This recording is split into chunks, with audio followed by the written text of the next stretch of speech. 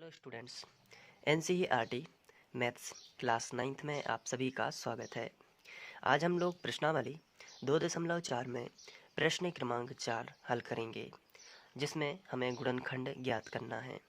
तो सबसे पहली बात यह है कि गुणनखंड क्या है। तो गुणनखंड में दो शब्द हैं, पहला है गुणन और दूसरा है खंड। अब यहाँ पे इसका मतलब ये निकलता है कि ऐसे दो खंड, खंड का अगर अच्छे से समझा जाए तो खंड मतलब होता है हिस्सा या फिर भाग, और गुणन का मतलब होता है उनका आपस में गुणा। तो इसका सीधा सा मतलब हुआ कि वे अगर हिस्सा हैं और उनका आपस में गुणा कर देंगे तो वो हिस्सा या भाग गुणनखंड कहलाएगा। आइए इसको थोड़ा हम अच्छे से समझते हैं। जैसे आपके पास दो हिस्से हैं, दो हिस्से, जैसे कि पहला हिस्सा है x+3 और दूसरा हिस्सा है x+4। तो ये हैं दो गुणनखंड। लेकिन ये किसके गुणनखंड हैं, ये हमें तब पता चलेगा जब हम इनका आपस में गुणा कर देंगे।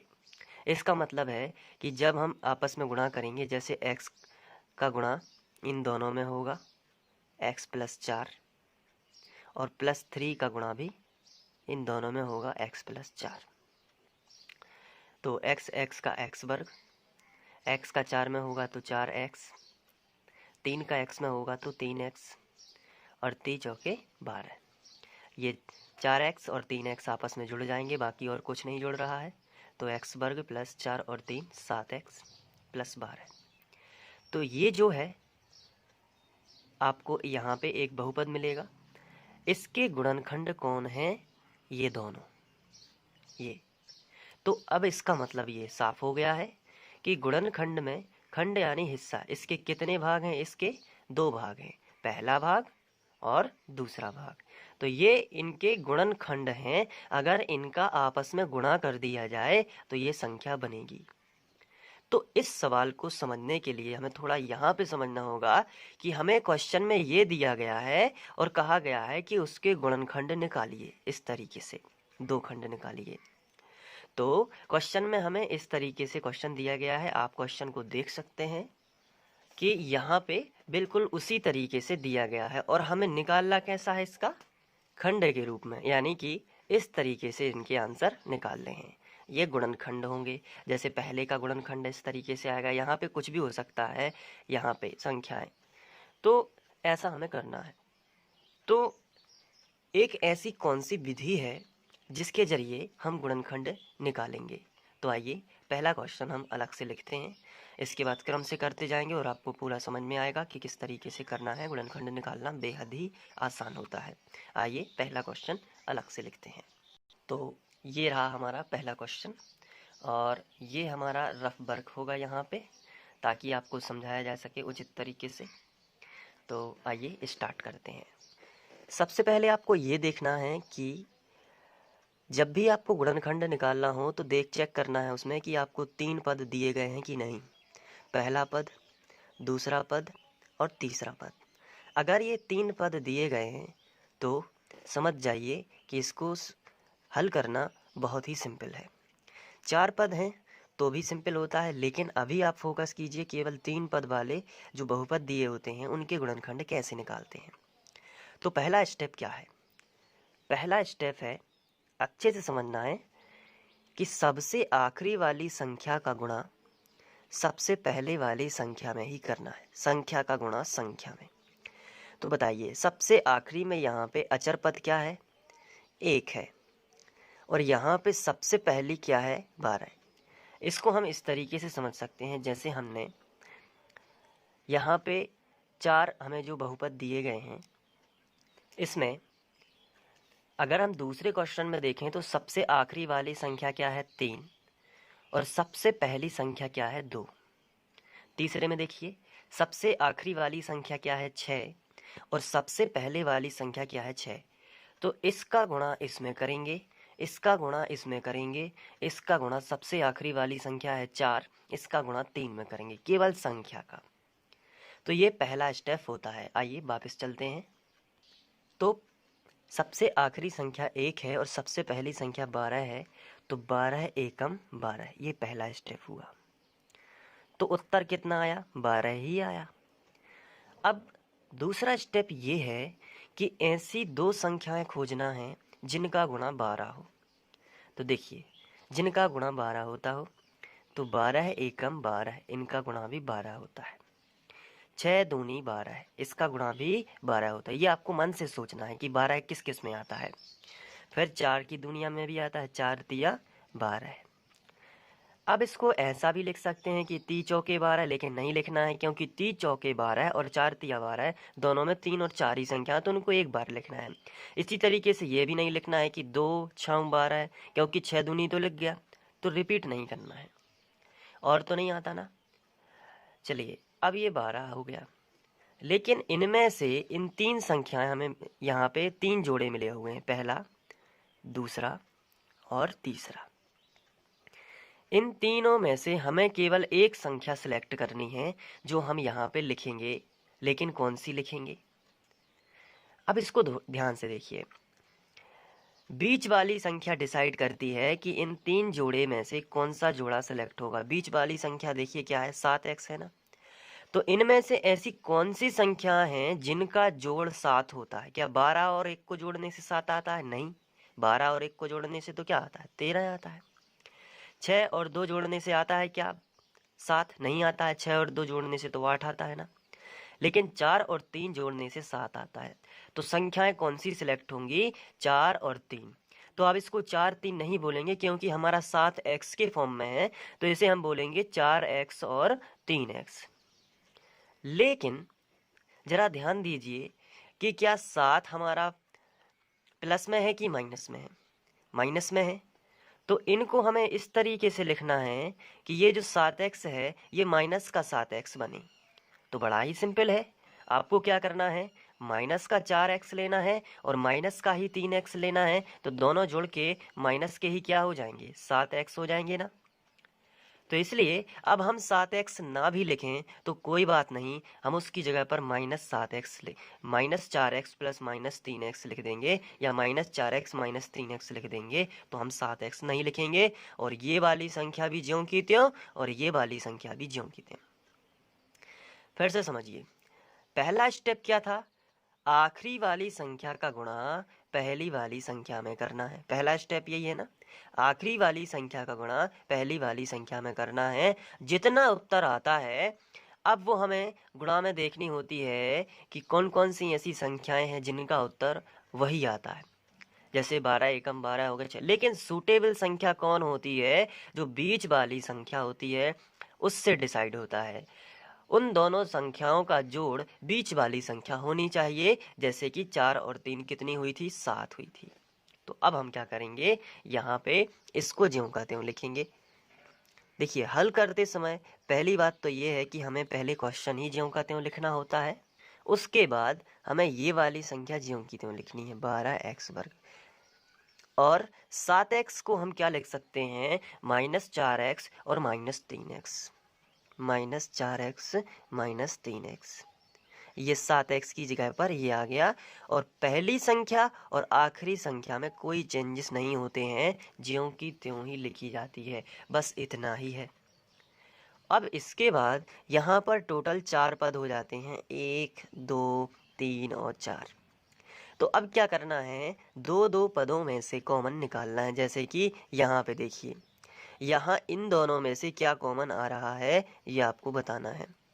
तो देखिए, यहाँ x है, कॉमन का मतलब होता है ऐसी संख्या बाहर निकालना है जो इन दोनों में हो। तो यहाँ पे x है, यहाँ पे भी x है, तो हम x तो इन दोनों से ले सकते हैं ना। तो हमने x ले लिया। साथ में यहाँ पे 4 है और 4 का भाग भी 12 में जाता है, तो यहाँ पे हम 4 भी ले सकते हैं। तो हमने 4 कॉमन ले लिया और x कॉमन ले लिया। तो अब ब्रैकेट में इन दोनों का लिखेंगे कि क्या बचता है। इन दोनों में से अब क्या बचा वो यहाँ पे लिखेंगे, कंपैरिजन करेंगे इससे। चलिए, 4 तिया 12 कितने बार गया था? 3 बार। अब यहाँ पे x वर्ग था, इसका मतलब इसके पास 2 x थे, एक x निकल गया तो एक x तो बच गया। फिर क्या है माइनस, तो माइनस लगा दिया। 4x ये पूरा का पूरा बाहर आ गया, क्योंकि 4x हमने इससे लिया है तो ये पूरा बाहर आ गया। तो जब पूरा का पूरा बाहर आएगा तो फिर कुछ भी नहीं बचेगा, तो 1 लिख सकते हैं। इसी तरीके से अब इन दोनों में अलग देखना है कि क्या कॉमन निकलेगा। इन दोनों में क्या कॉमन है, इन दोनों में यहाँ 3 है तो यहाँ नहीं है, यहाँ x है तो यहाँ भी नहीं, इन दोनों में कुछ भी कॉमन नहीं है।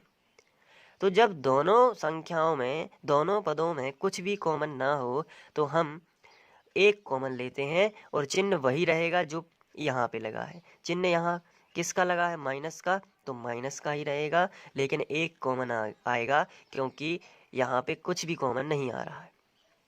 तो एक कॉमन लिया, तो जब माइनस का कॉमन हो साथ में तो अंदर का चिन्ह बदल के पूरी संख्या लिखते हैं। तो यहाँ से स्टार्ट करेंगे 3x माइनस, ये जो प्लस है ये माइनस में चेंज होगा क्योंकि माइनस कॉमन है, और यहाँ पे एक ज्यों का त्यों, क्योंकि कुछ भी कॉमन नहीं है तो ये ज्यों का त्यों लिखा।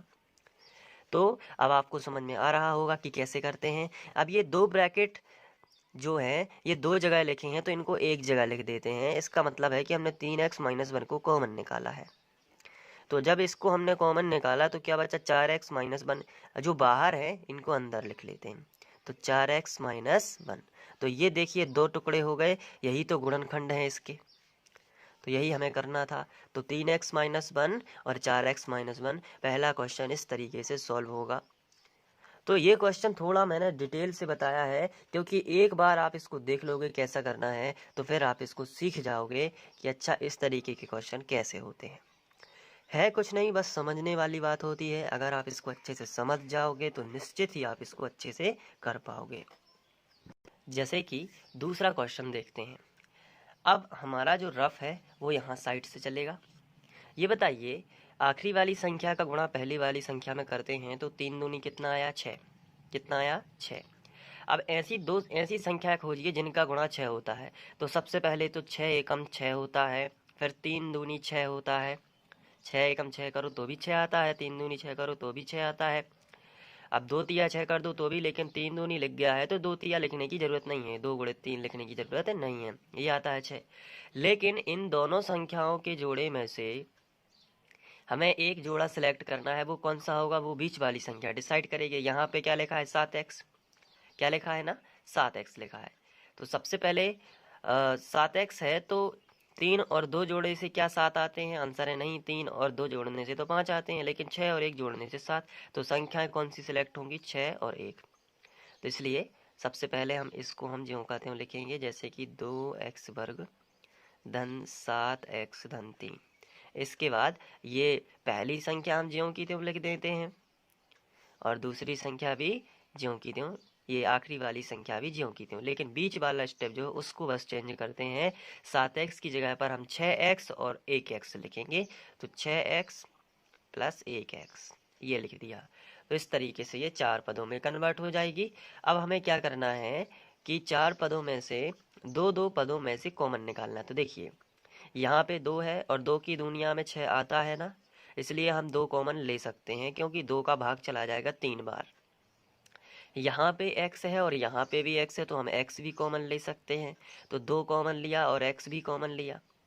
अब यहाँ पे देखते हैं क्या बचा। जब 2 और x दोनों निकल जाएंगे तो यहाँ पे 2 तो नहीं बचेगा क्योंकि 2 तो कॉमन निकल गया है, x वर्ग है तो x तो कॉमन निकल गया है, तो 1x तो यहाँ पे बचेगा ना, क्योंकि 2x थे, 1 अगर निकल भी गया तो 1 बच गया। तो बची हुई चीज़ें यहाँ पे लिखते हैं ब्रैकेट में प्लस 2 तिया 6, कितने बार भाग जा रहा है, 2 तिया 6, 3 बार, तो 3 लिखेंगे और x तो ये पूरा निकल गया, इसलिए इस पोजीशन पर कुछ भी नहीं बचा केवल 3 के अलावा। और 3 कहाँ से आया, 2 तिया 6। इसके बाद आगे बढ़ते हैं। तो यहाँ पे प्लस का चिन्ह है तो प्लस लगा दिया। इन दोनों में से कुछ भी कॉमन नहीं निकल रहा है क्योंकि यहाँ पे x है तो यहाँ पे नहीं है, तो कैसे कॉमन निकालेंगे। और यहाँ पे 3 है तो यहाँ पे नहीं है। तो जब कुछ भी कॉमन ना हो तो मैंने आपको बताया था कि एक कॉमन निकालेंगे और चिन्ह कौन सा रहेगा, जो यहाँ पे शुरू में लगा है। यहाँ पे प्लस है, पहले क्वेश्चन में यहाँ पे माइनस था, लेकिन अब क्या है, प्लस है। और इसको हम लिखेंगे x प्लस 3 ज्यों का त्यों। ज्यों का त्यों क्यों लिखा है, अंदर का चिन्ह क्यों नहीं बदला, क्योंकि जब माइनस कॉमन हो तब यहाँ पे माइनस का चिन्ह होता, तब अंदर का माइनस प्लस में बदलता या प्लस माइनस में बदलता। लेकिन प्लस जब कॉमन हो तो कोई चेंजेस नहीं आते हैं। अब ये दो जगह लिखा हुआ है तो इसे एक जगह लिख दिया x+3 और बाहर का अंदर कर लिया तो 2x+1। तो ये इसके दो गुणनखंड आ जाएंगे। तो उम्मीद है कि आपको इस तरीके के क्वेश्चन समझ में आ रहे होंगे। इसके बाद यदि हम तीसरे क्वेश्चन की बात करें तो यहाँ पे तो तीसरा क्वेश्चन आपके सामने है और यहाँ पे चलेगा हमारा रफ वर्क। तो आपका पहला स्टेप क्या होता है बताइए, क्या आप बता सकते हैं? जब तक मैं इस सवाल को लिख लेता हूँ, 2x² + 5x - 6, इसको ज्यों कहते हैं। पहला स्टेप ये होता है कि आखिरी वाली संख्या का गुणा पहली वाली संख्या में करते हैं गुणनखंड निकालते समय। आखिरी वाली संख्या क्या है? 6, और 6 का गुणा किस में करोगे? 6 में। तो 6 6 36। अब ऐसी संख्याएं देखना है जिसका गुणा 36 होता है। तो सबसे पहले होता है 36 एकम 36, दूसरा होता है 12 तिया 36, तीसरा होता है 9 चौके 36। यही होता है ना। चलिए, अब इनमें से कोई एक जोड़ा सिलेक्ट होगा। वो कौन डिसाइड करता है? बीच वाली संख्या। बीच वाली संख्या क्या है? 5x।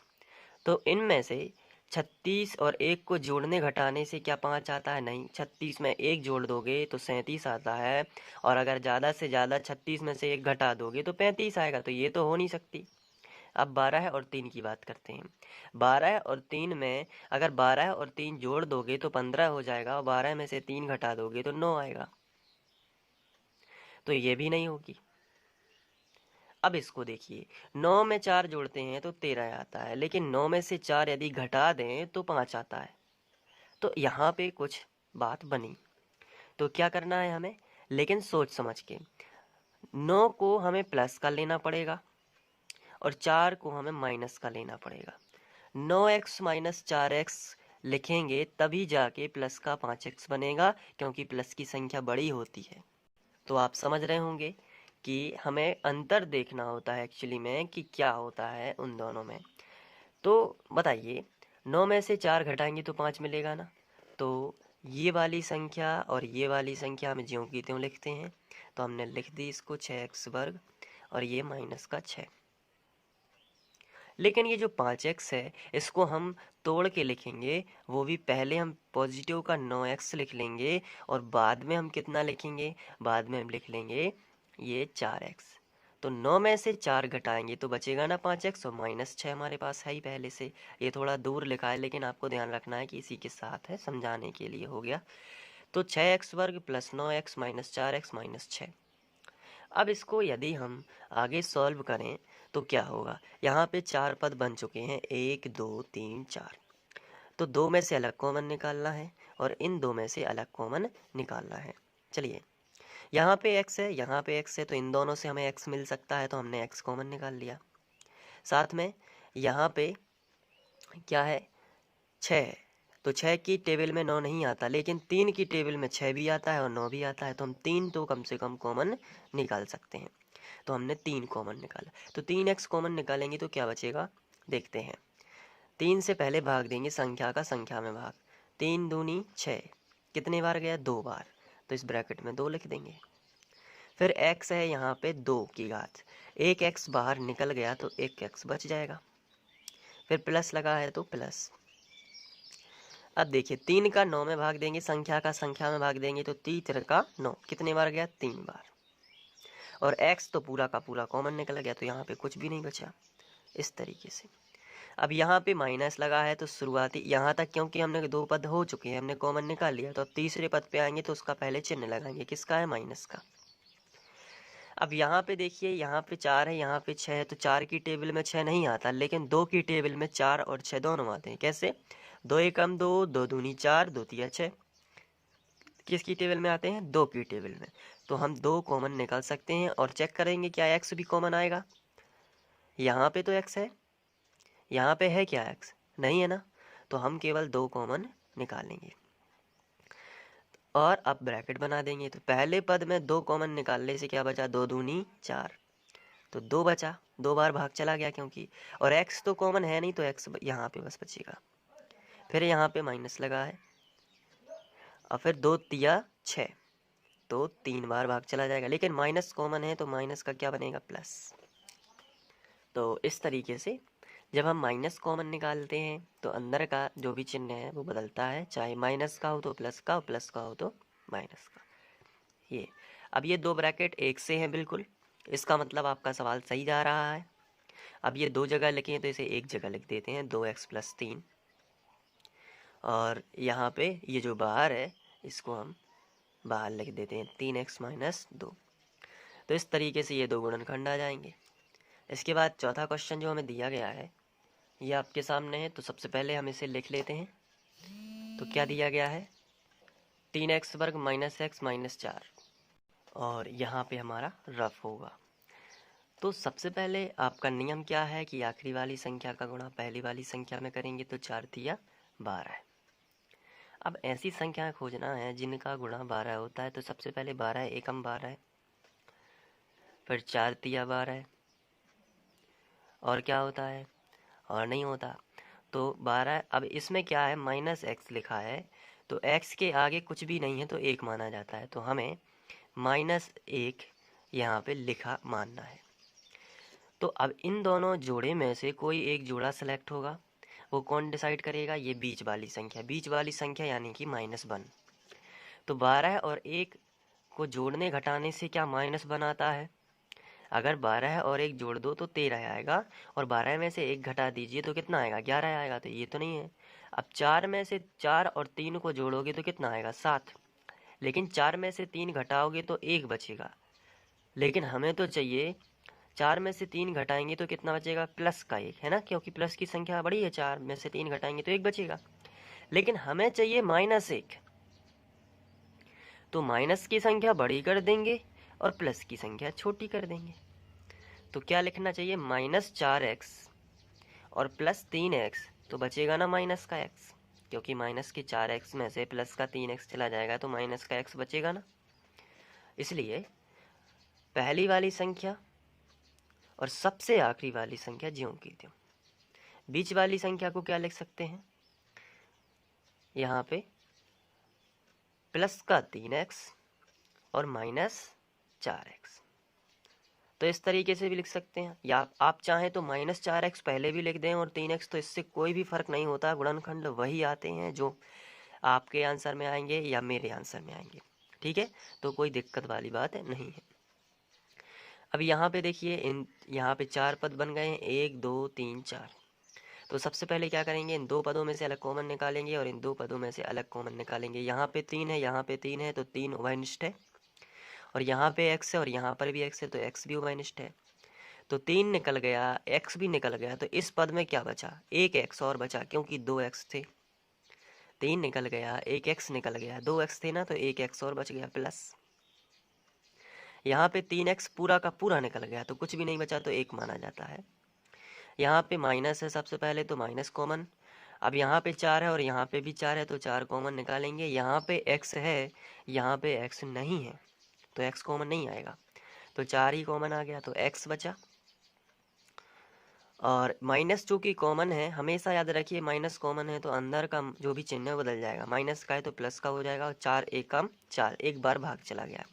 ये 2 ब्रैकेट अगर एक से हैं तो इसका मतलब आपका सवाल सही है।